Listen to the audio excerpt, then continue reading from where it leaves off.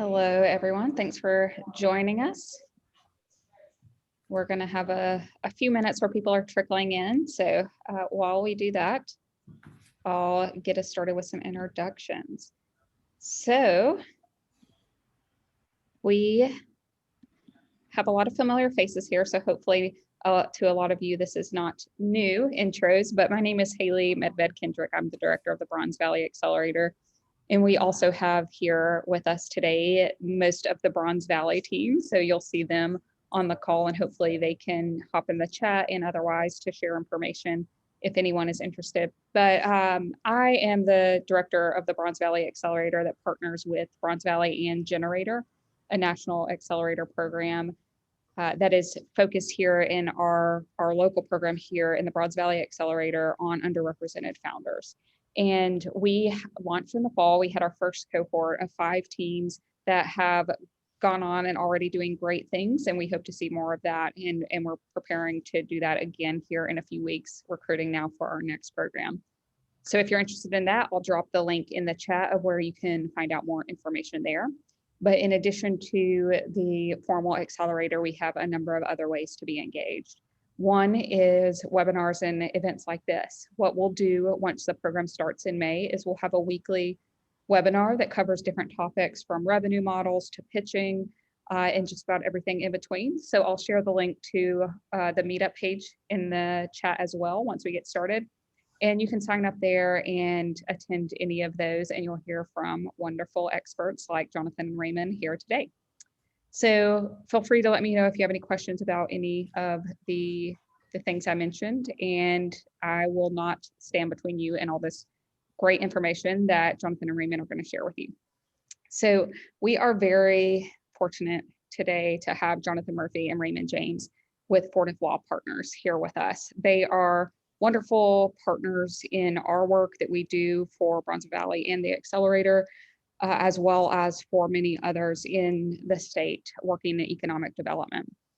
Fortif provides business, nonprofit, tax, and state legislative support, and they focus on making Alabama a better place through these different mechanisms. And we have definitely been able to attest to that work in their partnership with us. So I've invited them here today to talk about some of the recent legislation that is passed in the last couple months or year in light of the pandemic, but also several other opportunities that are available for small businesses that may be less known about, both at the federal and state level. So without further ado, I'll pass it off to you guys, and we're happy to take questions. If you want to drop them in the chat, I'll help moderate throughout the event.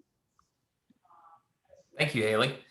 We're really grateful to be with you all today, and that y'all would take any time to sit down and listen to our musings is a privilege. Raymond and I are both really engaged in trying to help grow Alabama's entrepreneurial ecosystem. We want to see the state develop its innovation economy over the next few years in a way that will prepare us to thrive in our various communities throughout the state. So one of the things that we talk about a lot is the reality that businesses, they're generally better than nonprofits at capital stacking, but even businesses sometimes are so engaged in the day-to-day of their work, just trying to develop a team, raise money from traditional avenues, refine their product, that they don't think about how they could leverage a capital stack to expedite their growth. And so today, there's nothing magical about what we're talking about. All of these programs we're going to be discussing, many of them you've probably heard of before. Hopefully some of them are new to you, but we want to talk about how small businesses can ensure that they leverage them best. So let's start. Oh, I'm having a little difficulty. There we go. We'll start with just a very brief introduction. We don't need to spend much time on this at all. My name's Jonathan Murphy. My background before law was actually in adult education and community development in Uganda and the Democratic Republic of the Congo. And I spent about 5 years there, got a real passion for policy, and sort of macro level economic influence. And so I went to law school, and that's what I get to do. And I really love it. And Raymond, I'll let you introduce yourself real quick before we get started. Hey everyone, my name is Raymond James. I am from Florida, and I'm the newest attorney to Fortif Law. Prior to law school, I started out studying biology in undergrad, and I quickly learned that blood just was not for me. So I kind of switched gears and figured out a passion in law school in intellectual property. But while I was in law school, I got to work with a lot of student government in the community, and I kind of developed a passion for just bettering the community I lived in. So I got the opportunity to come work at Fortif, and we get a great opportunity to just better Alabama, better the city of Birmingham, and work with the fine people at Bronze Valley and Generator. So. Thank you, James, or Raymond, sorry. All right, so we'll go ahead and dive into this. This is what we're going to cover today. So we're going to start by looking at federal funding opportunities for small businesses. And this takes a number of different forms: loans, grants, tax benefits, investment opportunities. Then we're going to look at state funding opportunities for small businesses, also in the form of loans, grants, tax benefits. And then we'll dive into what I think is a burgeoning opportunity for small businesses, often overlooked, and that is other funding opportunities, being namely philanthropic opportunities. So very often we create this dichotomy between for-profit and nonprofit, but there's some very interesting tools that the IRS has set up that increasingly Alabama organizations are leveraging that allow nonprofit investment and funding of activities of for-profit businesses. And I think increasingly as businesses become and start to resemble social enterprises that hold up profit and public benefits as important functions, you're going to start seeing more of this collaboration between philanthropic institutions and small businesses. So let's go ahead and dive in. The way that we're going to do this is I'm going to give a high-level overview of each of these modes of funding, and Raymond's going to provide us with some specific examples. These are not exhaustive, but these are specific examples that will hopefully whet your appetite to dig a little bit further in how you can better improve your capital stack. All right, so let's start with federal loan programs. I think there's a few things that are worth mentioning off the bat. Oftentimes we like to work with large banks or local credit unions, CDFIs. I think we're trending in the small business space towards a focus on credit unions and CDFIs or more local banks, just because they provide a lot more flexibility in what they're willing to offer. But what's really worth mentioning here is that federal loan programs are very targeted. They really focus on businesses that are in certain spaces or that are seeking to conduct very specific activities. And so they define small businesses differently as well. And you'll want to ensure whenever you're investigating a federal loan program that you meet that specific definition. Small business means many different things across different industries. Generally, you can count on the federal government measuring it based on your net profits, your annual receipts, and or your employee count. Even that can get tricky though, because as many of you probably learned during the early days of the pandemic, counting employees for PPP loan eligibility was tough because of all of these affiliate rules that you have to take into account. That can make it hard if you're a venture capital backed startup. So you want to make sure that you're going to be eligible. Now, the next thing here is just to say that these loans are generally intended to be a part of your overall capital stack for your business or for a specific project within your business. They generally don't provide 100% financing on any project. So you will need to view this as a gap filler rather than as a sole funding source. So just as an example, the SBA 504 loan program will cover up to 40% of a project with a dollar amount cap as well on how much they'll provide. And that's not totally foreign to us. That's how our mortgages work. They'll finance 40 or up to 60% or 80% of your overall loan, and you've got to cover the rest through your deposit. But I think it's helpful for small businesses to start thinking about funding their projects through capital stacks instead of just a traditional, let me go to my friends and family, let me go chase an angel network. Try to explore other modes of funding, and federal loans can be an avenue for that, depending on your industry and your size. The last thing I'll say in terms of why we're even talking about federal funding is that the loan terms are generally more favorable than what's available through commercial lending. So what that ends up looking like is the life of the loan has a much, they're longer term, and the maturity dates on them are much farther out. Additionally, you typically will find that they provide their debt at below market interest. And that can be really compelling. I think another thing to note here is that oftentimes, not unlike CDFIs and more community-oriented credit unions, they are looking to work with their borrowers, even if they have difficult credit histories. So that's something just to bear in mind. And with that, I'm going to hand it off to Raymond to speak with us briefly about some of these funding opportunities. All right, so I'm just going to give a brief overview of this non-exhaustive list of opportunities that we have, these loans opportunities. And the first we have is the Paycheck Protection Program. One of the highlights of it is it's a forgivable loan. There's a first and second draw of this loan that's available. And this loan actually ends May 31st if you haven't already applied for it.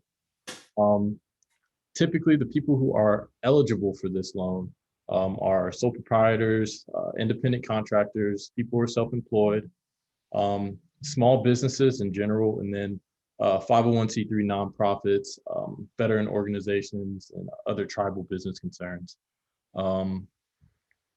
Typically, these funds can be used for funding payroll costs, including benefits, paying for mortgages, rent, utility, and paying for any property that may have been damaged due to the riots or looting that occurred during 2020.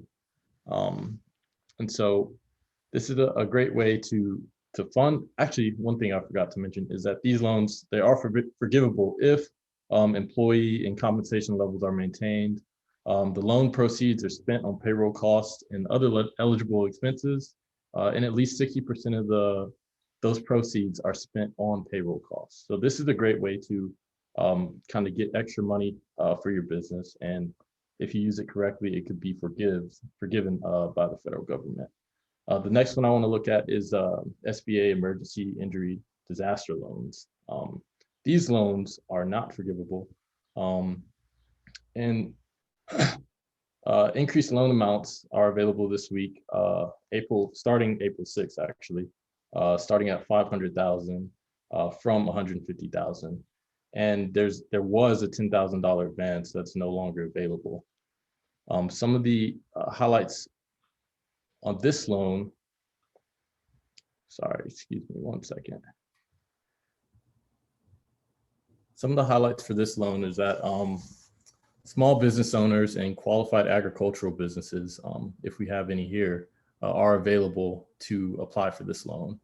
And these funds are usually used for working capital and your normal operating expenses that are associated with your business. If you are applying for this loan, if the loan is over $25,000, there will be a collateral that is required. But if you have accepted a loan for less than the full amount offered, you'll have you're up to 2 years from after the date of the promissory note to request additional funds. But yeah, sorry, I don't want to get too much into detail on this. So the last loan that I want to cover is the SBA 504 loan program. These funds go to land or business acquisition, construction costs, improvements to buildings, and purchasing machinery and equipment. And these loans can go up to 40% of the project that you have going. And these loans are offered fixed below market interest rates. And the fees can be included in these loan amounts. Usually these loans are given for 20-year terms for real estate and 10-year terms for machinery and equipment.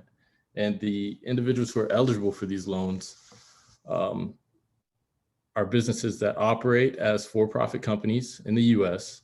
The net worth is less than 15 million, and your average net income is less than 15 million after federal income taxes for the 2 years prior to you applying. And so these funds are also a great way that you can leverage federal money to expand or grow your business. Jonathan.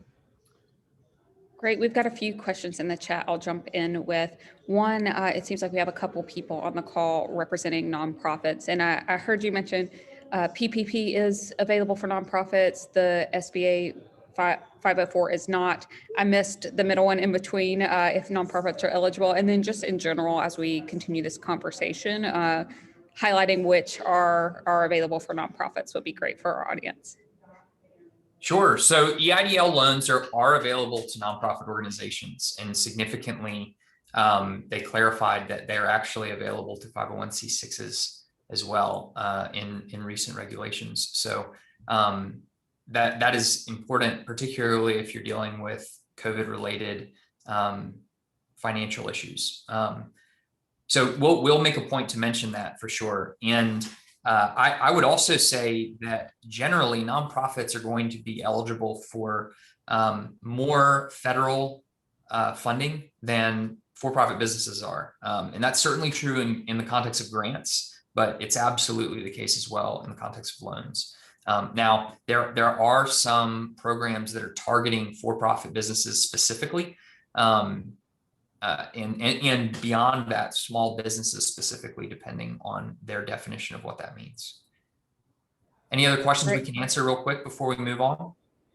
We've got one more comment that I think to the same note as before, just as we have this conversation, something we'd love to hear more about is Raymond mentioned the collateral and credit score as a need for some of these loans, and some folks are mentioning that as a barrier when they have tried to seek these. So would love to hear a little bit more about that. What are some opportunities for people that may not have that collateral or a credit score that fits within the range that they're looking for, and different opportunities or how they can approach these opportunities?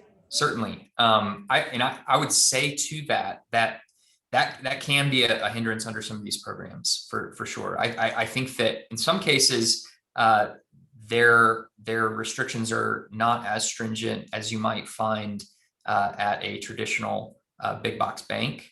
But in some cases, that's absolutely right. The program is strict.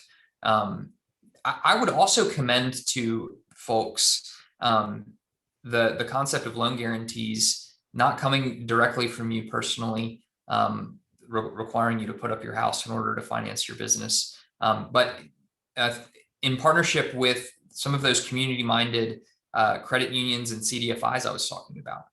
There are a lot of programs out there that offer loan guarantees, and maybe they offer deposit programs. And I would absolutely suggest, if you don't have one yet, developing a relationship with a community-oriented CDFI or credit union, because that's one way. Their mission is very focused on increasing access to capital, and I think that would be terrific. I saw Kendra Key hopped on the call a moment ago, and the folks at Hope Credit Union, I'm sure would love to work with you. And the folks at Bronze Valley, they're a venture capital CDFI, so they're uniquely equipped to provide funding opportunities as well, compared to traditional banking options. but we'll keep that in mind as we proceed. We've got one more question related to that, Jonathan. Okay. And I'm looking through the notes here and can't remember where it was mentioned, but needing credit score or collateral. Is it you need both the credit score and collateral for some of these opportunities, one or the other, both? What's the situation for those? It's going to vary based on the opportunity. Not everyone is going to require you to put up personal capital or collateral, excuse me, to back the loan. But some of them certainly do. You don't have to collateralize a lot of these emergency-based loans, but in some cases you will. So, and candidly, I'm not certain about this SBA 504 loan program, whether or not it requires collateral. Raymond, do you know the answer to that? I do not, but I can definitely get that. Yeah, maybe we'll circle around to that in a moment. Well, I definitely continue to provide these questions and would love to keep responding to them. All right, I'm having trouble with my clicker here. Okay, we're going to move on real quick and cover the federal grant funding opportunities that are available to small businesses. And in the interest of time, I'm definitely not going to read this, or in the interest of not putting anyone to sleep.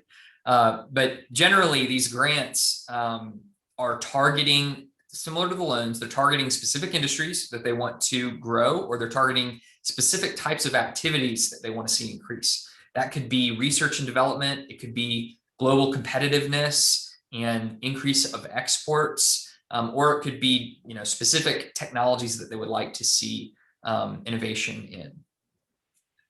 In terms of eligibility,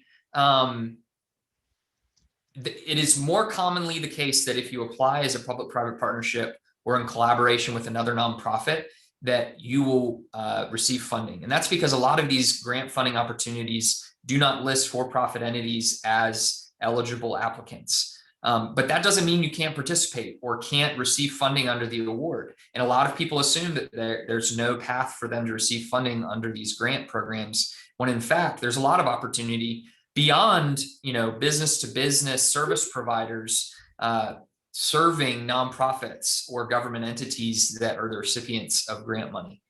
One thing that I would commend to you is keep an eye on what federal grants are out there, but don't assume that because you're a for-profit, there's not an opportunity for you to either be a co-applicant with an eligible entity or a sub-recipient, meaning that you're going to be a recipient of some of those funds under someone else's application. And so it's something to pay attention to. You shouldn't just foreclose the prospect of receiving money through a federal grant program. The next thing worth mentioning, which is another reason to actually pursue this money alongside of another entity, is that federal grants do require significant compliance and reporting. I know Bronze Valley has experienced this as a EDA awardee. And so it can be very beneficial in light of that to partner with a nonprofit or a government entity that probably already has some of the capacity and controls in place to ensure that they're adequately complying with it. The point there, though, is also that this is not free money. We're going to talk about some state grant programs that is generally free money, but the federal funding is definitely tied up in the project that the award went to.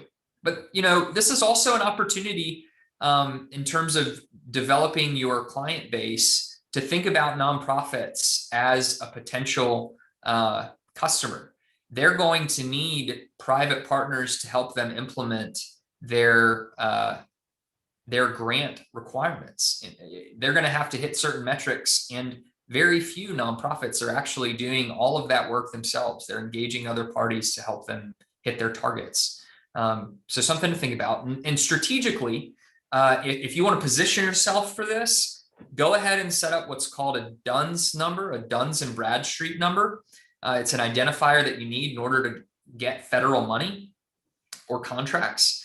Go ahead and set up a sam.gov account, and along with a grants.gov account for your business, and then start monitoring grants.gov for opportunities. And you can search those opportunities using search terms like small business and terms that are unique to your business. But the other thing worth doing is actually in grants.gov, you can set the settings so that it'll notify you of opportunities keyed to those terms. So you can automate it to some extent. And that's a really valuable tool just so that you know what's going on. And it's not immoral or unethical to keep an eye on that stuff. If you offer services or products that can help public or private nonprofits accomplish their mission and goals, so send your contacts these grants and offer the ability to help them implement them. Raymond?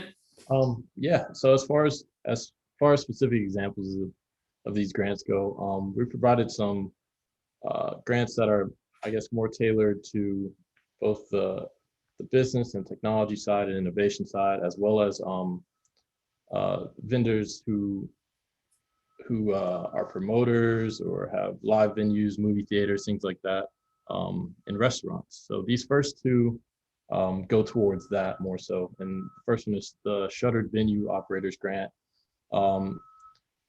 This grant applies to mostly live venue operators, producers, live theatrical producers, people who are businesses that operate museums or movie theaters, things of that nature. And this grant was a $16 billion grant that was recently opened up. And the eligible applicants who can qualify for these grants can get up to 45% of their gross earned value. And there's about $2 billion that are reserved for applicants with at least 50 full-time employees. And generally with these grants, priority is given to the people or businesses who suffered the greatest loss in revenue during the COVID period. These funds usually go to payroll costs, rent, utilities, paying mortgage, paying independent contractors, things of that nature, as well as advertisements and any costs essentially associated to the business. You can't take these grants and purchase real estate or make payments on loans that originated post-COVID, post the start of COVID. And you can't invest these grants. The next one, the Restaurant Revitalization Fund, is a grant that offers about 28.6 billion to restaurants and bars who were affected by COVID-19. These grants usually will not be taxed like income, and they're available to, if you know anyone who has a restaurant, a food stand, food truck, a food cart, saloons, bars, any type of restaurant where people can go and they suffered harm from COVID. These venues may apply. And these, like the other grant, go to the payroll cost, mortgage, rent, operating cost as well. The amount of this grant, the Restaurant Revitalization Fund, you're allowed to get up to 5 million for restaurants, and if you're part of a restaurant group, which may not be applicable in this situation, would be $10 million. And the last one, Small Business Innovation Research and Small Business Technology Transfer Grants. These are mainly focused on innovative research that can be commercialized. And if your small business already does or needs to start doing R&D, research and development, this would be a great way for you all to start. And I'll let Jonathan talk a little bit more about the SBIR and STTI grants.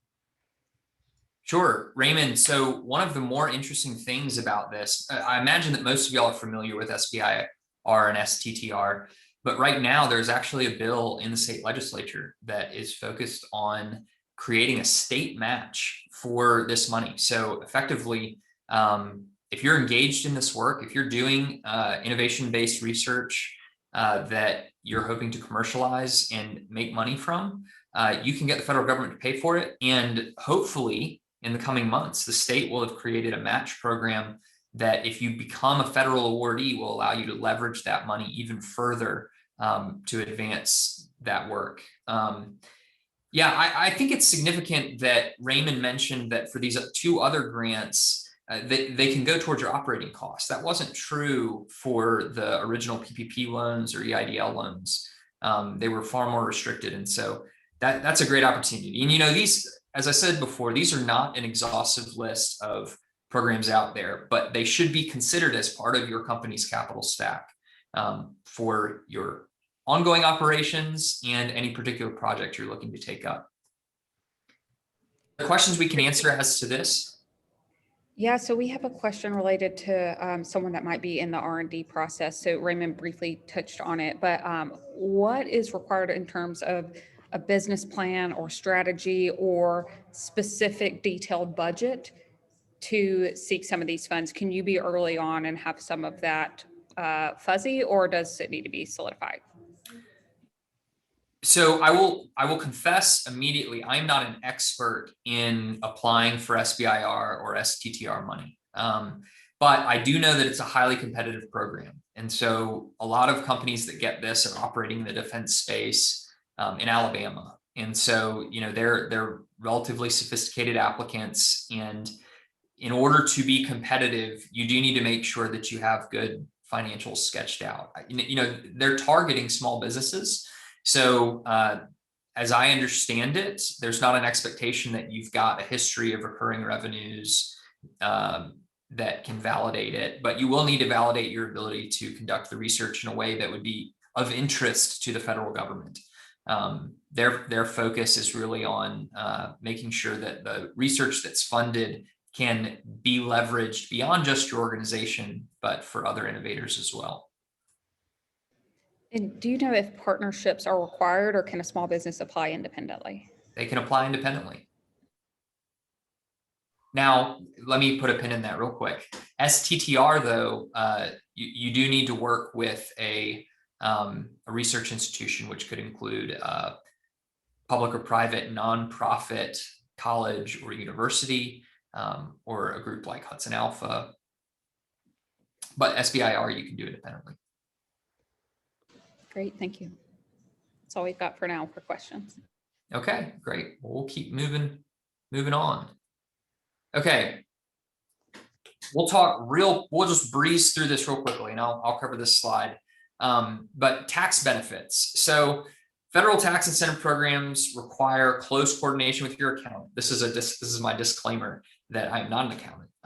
And while we do practice some tax law, we don't do it much at the federal level or the individual level, certainly. And so these programs change regularly and are not advertised well. So you need to work with an expert in order to ensure that you're not missing out on these. In some cases, you know, if you're owning your business through an LLC or any other type of pass-through entity, the benefits are likely to be more at the individual level than the entity level, but they shouldn't be overlooked. You should make sure if you own a business or you're a member in an LLC, that you are leveraging your business to impact your individual tax liability. Work closely with your accountant to do that. One of the critical things that you need to do, though, is ensure that you're keeping good books to ensure that you'll be able to identify the deductions and other benefits that you won't otherwise know. And there's another fine point to put on this with multiple exclamation points, in that if you are not doing a good job of keeping track of your expenses, your payroll, your loans, if you don't have good financial statements, if you're not working out of QuickBooks or some other software that makes these things easily accessible, if you are keeping all of your stuff on paper, you need to adapt, and you need to make sure that you actually start doing that with some efficiency, and you need to be clear on your books, because a lot of businesses that we were working with through COVID that were seeking to take advantage of these federal programs were ineligible, not because they didn't have the requisite need or didn't meet the eligibility standards, but because they didn't have good enough books to validate the amount of money that they were asking for. And that's that's going to remain true, not just in the moment of COVID. So you need to make sure that you are keeping good books as a small business. Nobody on this call needs to hear that, I know, but it's worth stating just in case. As to federal tax benefits, most of y'all are probably familiar with the Opportunity Zone program. This is a program that basically incentivizes individuals with significant capital gains taxes for other investments they've made to take their capital out of that investment and put it into in an opportunity fund that will invest in property, real estate, and businesses located in opportunity zones. So I'm not going to go super deep on this. Talk to Alex Flaxbart of Opportunity Alabama if this is something that is interesting to you, but it's worth mentioning only because this is a way for you to recruit money for your business. You should be aware of whether or not your business activities are located in an opportunity zone, whether or not your physical infrastructure is located in an opportunity zone, because that opens up a whole nother level to your investor recruitment or your investment recruitment. You are going to be advantaged compared to other companies that you might compete with if you are in an opportunity zone. So that's something to really dial in on and not neglect. And I am punting here to Alex Flaxbart, but he can help you figure out how to leverage that for your business or your real estate. Next is just the general business tax credits that the IRS makes available. There's just so many of them. I obviously didn't finish this slide. They include ... many things that I could not fit on this slide. But they'll help you reduce your tax liability. And so you shouldn't neglect them. If you're just hopping into TurboTax to do your taxes and you own a business, it's probably worth investing in hiring an accountant who can make sure you are not missing any tax opportunities. Any questions on this before we proceed? All right, let's keep going. And Jonathan, so, yes, please. I just want to go back and recap on the 504 loan. There's no collateral that is needed. I'm not sure who asked the question. Perfect. But I wanted to follow up on that. That is great. Thank you.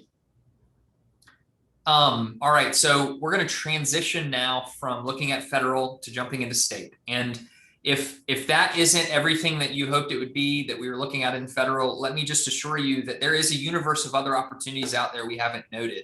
And I would absolutely encourage you to, whether it's talking with us, Haley, the Alabama SBDC, or other partners that you already have, to try to figure out how you can leverage those opportunities. But at the state level, it continues to get interesting. So at the state level, most of the loans that are provided are actually taking federal money and deploying them for the benefit of small businesses. So this is just small businesses we're talking about. There's a myriad of other loan opportunities that are available, but for small businesses, most of these loans are provided through state agencies or through federal agencies like USDA or the SBDC I just mentioned, who are acting at state level.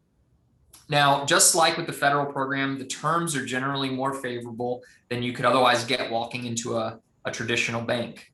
And you ought to monitor state agencies that are relevant to your business, including Alabama Department of Commerce and Alabama Department of Economic and Community Development, or ADECA.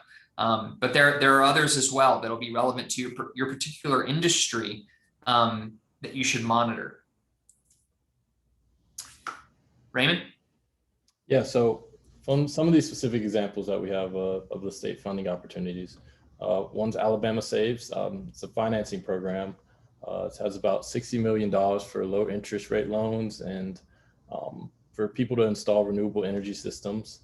ADECA is a floating loan program that provides up to $10 million, and it's calculated at $35,000 per job for expanding companies. The state small business credit initiatives is run by ADECA and the U.S. Treasury, and it's a U.S. Treasury program that guarantees loans or lines of credits to new small businesses.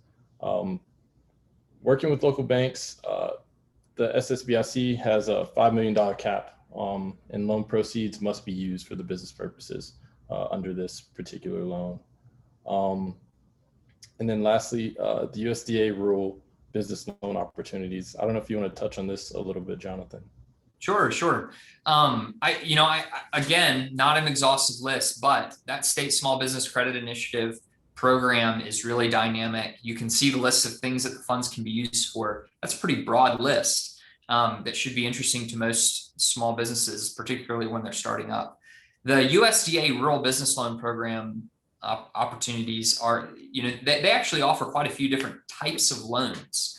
Some of them are targeted towards local governments or nonprofits, but others of them are actually focused on supporting small businesses. So this is another place where it's important to say, if you aren't looking at what the nonprofits in this area are doing, particularly those focused on innovation and business development, you need to start, because they likely have access to some of this money that they can distribute to help small businesses. So grow your network of nonprofit and local government community partners, because they might be able to help you tap some of this money. All right, grants. So state grants. Now this gets a little tricky in Alabama because under Alabama's constitution, there are prohibitions on using public funds that go directly to private businesses. And they do that for a number of reasons. But what that means is that any grant funding that is available is typically distributed through economic development oriented nonprofits like the EDPA here in Birmingham, through universities, or through other pseudo-governmental organizations. So there will be some grant opportunities that are coming directly from the state, but those will be fewer and far between. Sometimes those funds are doled out through the federal government that passes through state agencies like the Department of Commerce. So there are going to be some opportunities, but generally they're going to be flowing through pseudo-government, non-government organizations. So one thing that you need to do again here is pay attention to the state agencies that are relevant to your business. And that will ensure that you're not missing out on grant opportunities that are non-dilutive. Just put money in your pocket for participating programs. And some examples of grants in the state would be from the Alabama Launchpad Startup Competition. If you're a high growth business, you can get involved in this, and to be eligible, you have to have raised not more than 1 million in equity capital. You cannot have received more than 2 million in revenue. And it's a non-dilutive investment. And it offers non-dilutive investment, legal, accounting, and other advisory services. Another opportunity is River Pitch. It's a startup pitch that's open to the public. Tiger Cage, another startup pitch that's open to the public where you can get grant funding. Big Pitch awards about 15 to 5K, and it provides legal and accounting services as well. Alabama STEP, this is another program that gives financial awards through the state for small businesses who are exporting. And Alabama administers these funds through the Alabama Online Global Program. And then lastly on this list, at least, Alabama's Coronavirus Relief Fund. And it's helped up to 11,000, roughly a little over 11,000 organizations so far get funding for the business. Great, thanks, Raymond. What you see a lot on here is these pitch competitions. And it's important to note that you don't have to just be a brand new business to be eligible. That is not always the case in some of these competitions, but if you are meeting the requirements, particularly under the Launchpad program, you could have been around for a year and still be eligible. So I think it's just really important to make sure that you are thinking about state grant opportunities as a component of your capital stack. One thing that's not mentioned here, but that's kind of nodded to, is the role that accelerators and incubators have to play, whether in our local context, that's Innovate Birmingham, the Techstars Energy Tech Accelerator, Bronze Valley Accelerator, among others. There's ample opportunity for you to go sell your company, even if you don't feel like you're at that stage. You might be based on your revenue and employee count. Go sell your company and get some free non-dilutive money. Worth paying attention to. Okay, so this is one of the sections that I think is particularly compelling for small businesses that they rarely know about, in fact. And that is the state level tax benefits that are offered not just to small businesses, but that small businesses can be eligible for. Small businesses are actually uniquely advantaged in some cases if you are in a particular industry, primarily focused on tech-enabled companies or companies that are leveraging technology as a major component of their business model. It's also true if you're an underrepresented company in Alabama. Actually, this year, the benefits were increased and thresholds were lowered if you were a part of a underrepresented group as defined by statute for some of these programs. So let me just run through these real quick and say that they're a little bit more complicated than the slide suggests, but they're also very accessible. So first, the jobs fee. This is a really unique program that allows you to get a percentage of your qualifying of your payroll to be paid back to you in cash from the previous year. So why wouldn't you want to do that? The requirement is that you either be a new company that's promising to create a certain number of jobs, or that you're an existing company that is looking at potential job growth. And you negotiate that, you apply to the state in order to receive that. But it can be a boon. You're getting back money that you were going to have to pay your employees anyways, in order for the state to incentivize you to continue to grow your business and hire more people. So it's really focused on your payroll. The next is the investment credit, which is a percent of the qualifying company's capital investment that is returned to the company as a tax credit. So when you're making capital investments in your business, this is a way for you to recoup some of those costs by reducing your tax liability at the state level. Both of these programs require the creation of a certain number of jobs. Again, depending on the type of business that you're in, but you can keep that benefit for a number of years, and you get that benefit year after year if you're hitting your job creation targets. So it's a great incentive that the state of Alabama offers that a lot of people don't know about, that you should definitely consider. The next is the Growing Alabama Tax Credit, which is really a program that takes an economic development organization and taxpayers and allows for those taxpayers to fund an economic development project that's approved by the Department of Commerce. And then the state will give to that taxpayer a dollar for dollar reduction in their tax liability. And it covers a number of different types of state tax liability as of this year.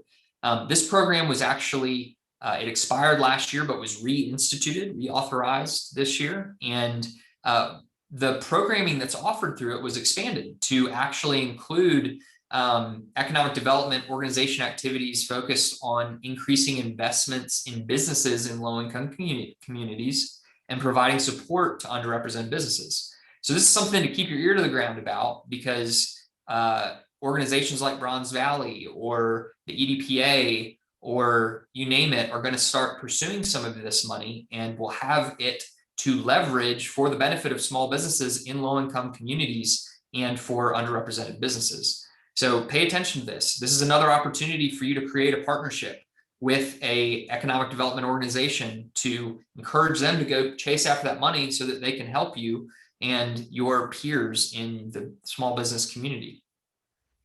Next, one of the more novel programs in Alabama that, I don't know that we're matched by in any other state is our capital gains forgiveness program.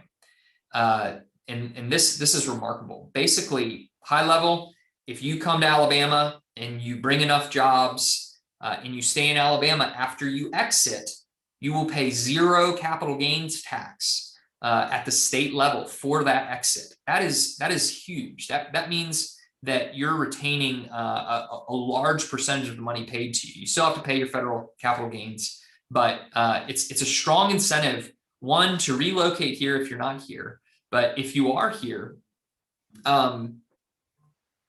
it creates an opportunity for us to start talking to the legislature about how to get you this benefit.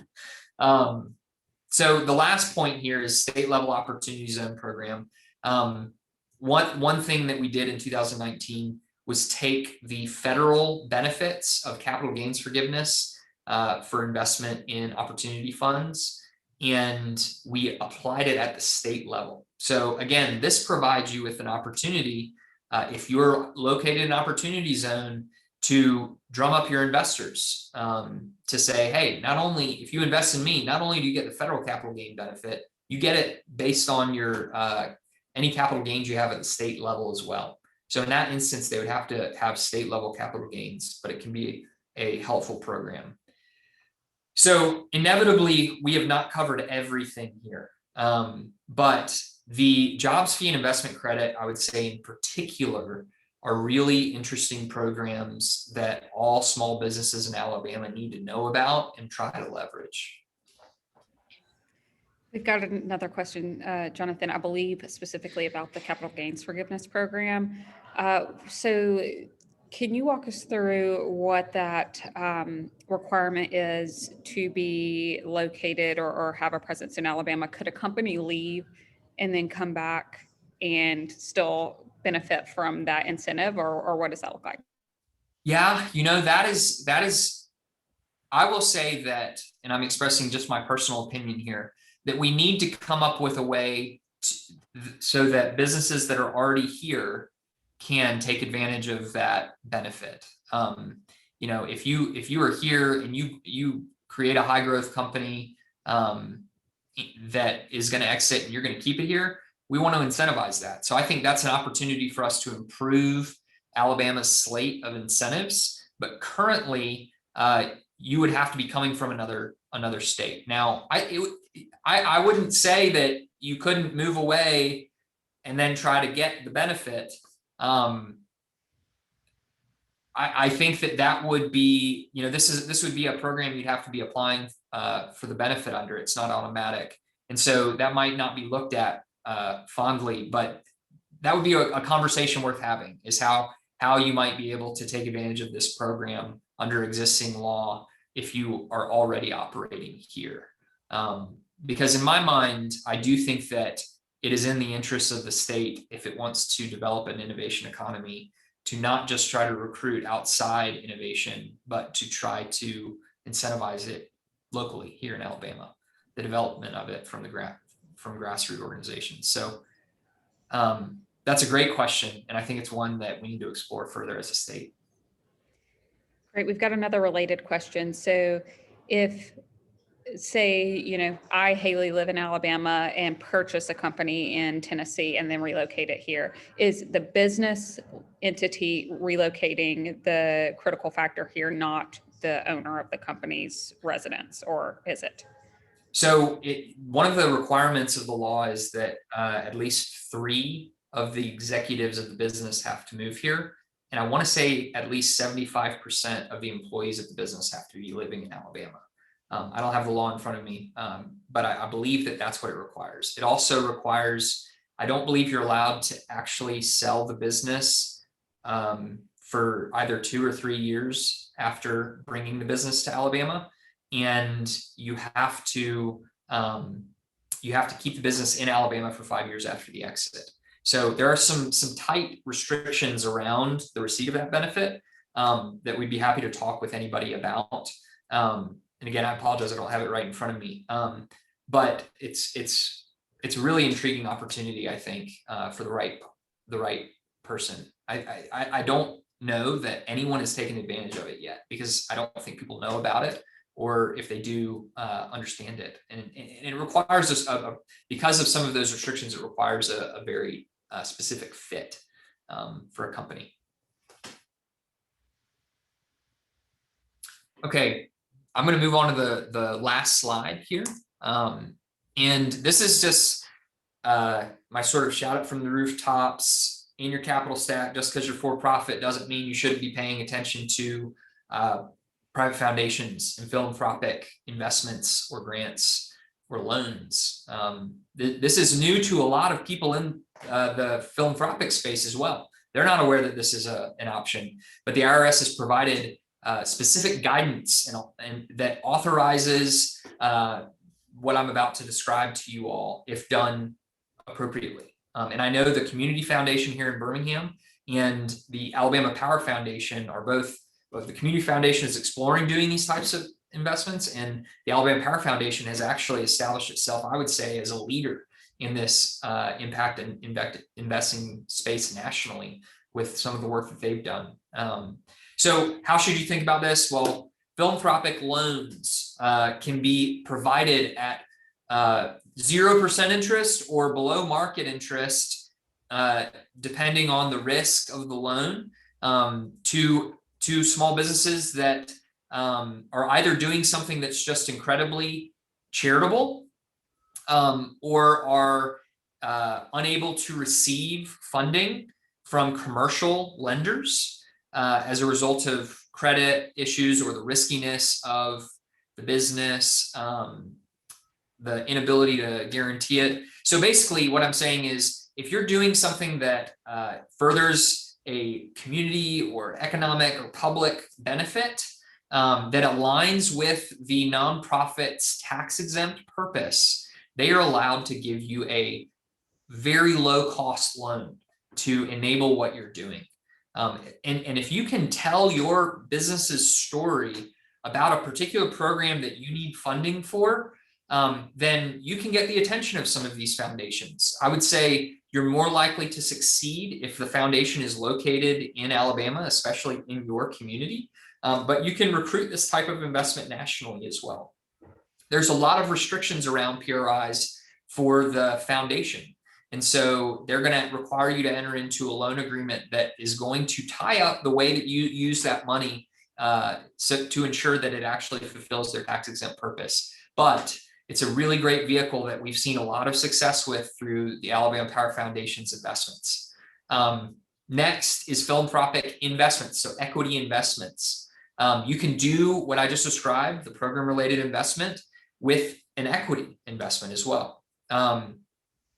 And in addition to that, mission-related investments provide the opportunity for them to take their overall corpus and invest it in your business without it being tied to the charitable projects that you might be pursuing. It doesn't have to align with their charitable mission, but they can make investments with their overall corpus in your business if they believe it aligns with what they're focused on doing without a lot of IRS restrictions. So it's really important. And I know we're about to run out of time if we haven't already, but it's also the case that private foundations can make grants to for-profit businesses, but it has to be very specifically tied to the furtherance of their tax exempt purpose. And a lot of nonprofits aren't willing to do that because of the optics of it, but more innovative nonprofits are exploring it or have already started to do this. Last of all, impact investments. We have a new law in Alabama, benefit corporations. You can form a new entity or reorganize as a benefit corporation, and it allows you to hold up your profit-making purpose and your public benefit purpose in tandem without creating problems for your directors around their fiduciary obligations, but also increases your credibility for recruiting impact investment. And that's also true if you're not going to reincorporate as a benefit corporation, if you seek certification as a B Corp through B Lab. So I will wrap it up at that. Thank you all so much for your time. Great. Thank you so much, Raymond, Jonathan, for this information. I will pitch you this question, and maybe you can follow up in the chat. Someone asked if Fortif handles mergers and acquisitions. So if you want to hop in there, if that's y'all, or if you recommend someone. And for those of you who joined us, thank you so much. I will plug a few things that Jonathan and Raymond mentioned. One is these philanthropic opportunities for for-profit businesses. There's a company that we've worked with through the accelerator last fall, and since working with them in September, I believe, have raised about $100,000 in this non-dilutive capital through pitch competitions and grant opportunities. So this is really a great opportunity for a lot of businesses not to be overlooked. And also, if you're interested in just kind of staying up to speed on some of these things, if you want to DM me in the chat to your email, I'll add you to my list that I send out some of these opportunities as I come across them on a monthly basis, and happy to share where I can.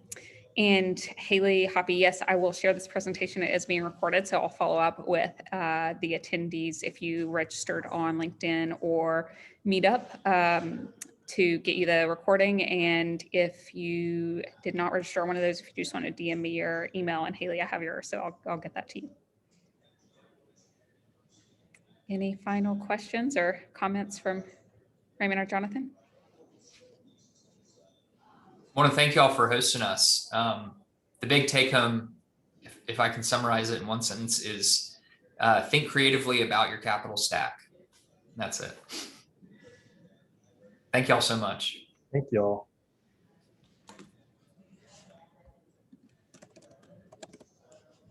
All right. Thank you all.